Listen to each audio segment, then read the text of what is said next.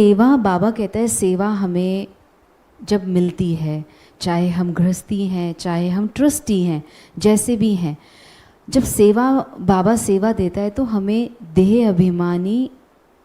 अभिमानी बनाता है।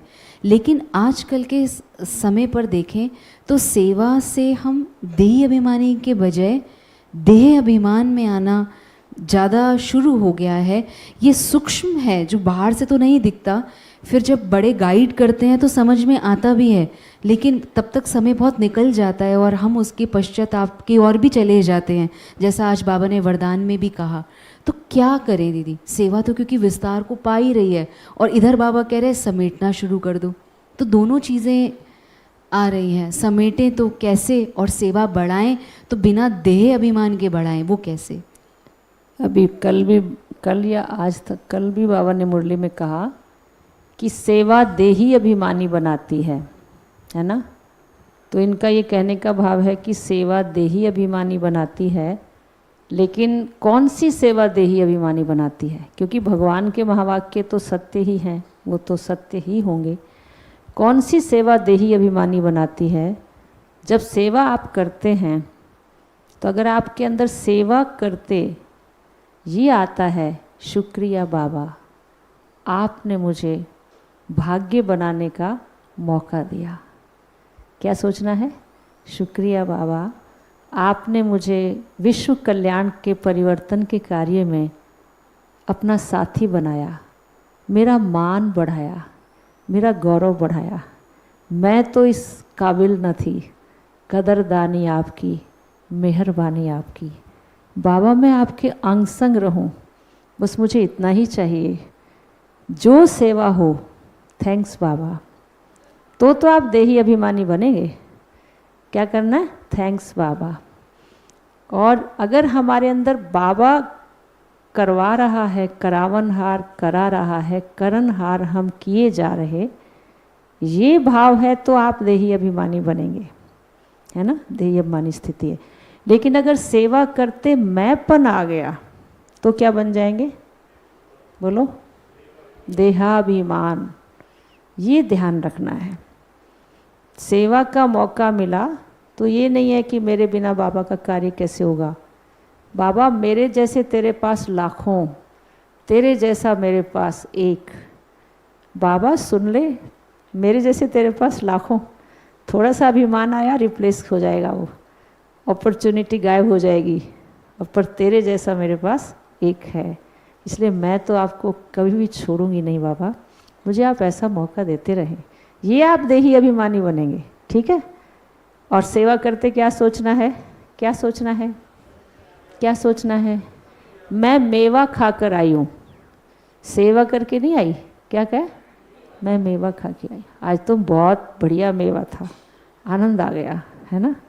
तो आप लोग घरों से आते हो, ORC में आते हो, मधुबन जाते हो, सेवा करके कितने खुश होते हो, नाचते हो, कहते दीदी बड़ा अच्छा लगा, नेक्स्ट टाइम फिर भेजना, है ना। ऐसे घर में भी क्या समझना है? हम सेवा पर हैं। क्या समझना है? ये चाहे आपके 4 बच्चे हैं, आपके युगल हैं, इन 5 आत्माओं की सेवा के लिए बाबा ने मुझे इस सेवा स्थान पर निमित्त रखा है। बाबा ये आपके बच्चे हैं, मैं केयर टेकर हूँ, आप आदेश करें इनका सस्टेनेंस कैसे होना चाहिए, जैसा आप कहेंगे बाबा वैसे हम करेंगे। तो घर को भी क्या बनाओ? सेवा स्थान बनाओ। फिर आप कभी ऐसा फील नहीं करोगे क्या करें, बंधन है, मैं तो बहुत तंग हो गई बाबा, 5000 साल पहले भी इनके साथ मेरा पाला पड़ा था, आज भी पड़ा है, 5000 साल के बाद भी पड़ेगा। बहुत बाबा दर्दनाक बात है ये, मैं तो बहुत दुखी हूँ, इनसे तो मुझे छुड़ा ही देना ऐसे करोगे तो सेवा भाव नहीं रहेगा ठीक है ना। तो जानकी दादी हमेशा कहती थी कि पुराना हिसाब सेटल करो, आगे के लिए कोई हिसाब ना बने, इस बात का प्रयास करो। तो सेटल तब होगा जब हम क्या करेंगे? बाबा ये आपके बच्चे हैं, आपने मुझे यहाँ इंस्ट्रूमेंट रखा है, आप इस इंस्ट्रूमेंट का इस्तेमाल करें बाबा, इन बच्चों को आगे बढ़ाएं। तो आप देखेंगे एक मेरा, मैं आपको बता रही, एक बहन थी, उसके घर में ना मतलब कशम कशा रहती थी, घर वाले उसको मतलब घर वालों के साथ वो एडजस्ट नहीं कर पा रही थी, कोई भी कारण हो सकता है। तो वो हमारे पास आई तो हमने उनको कहा कि देखो, साइलेंस एक अचूक औषधि है।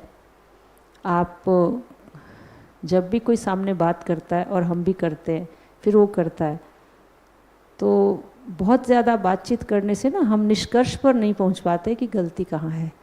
इसलिए वो कुछ भी बोलते जाओ, बिल्कुल शांति से सुनते जाओ।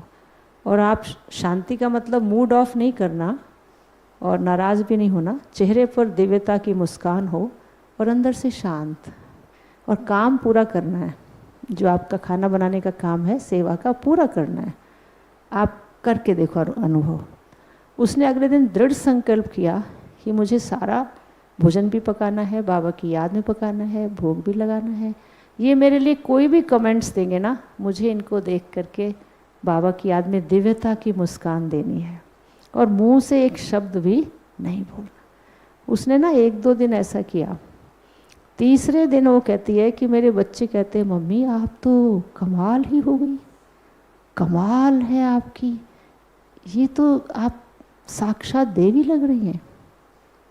फिर उन्हें अपना एहसास होने लगा, उनके युगल को भी ऐसा, सारे घर का एटमॉस्फेयर चेंज हो गया। तो कई बार क्या होता है कि हमारी गलती ज़्यादा नहीं होती, सामने वाला बोल रहा होता है, हम भी बीच में बोल पड़ते हैं। अभी वो बेचारा सेंटेंस ही पूरा नहीं करता, हम बीच में बोल पड़ते हैं।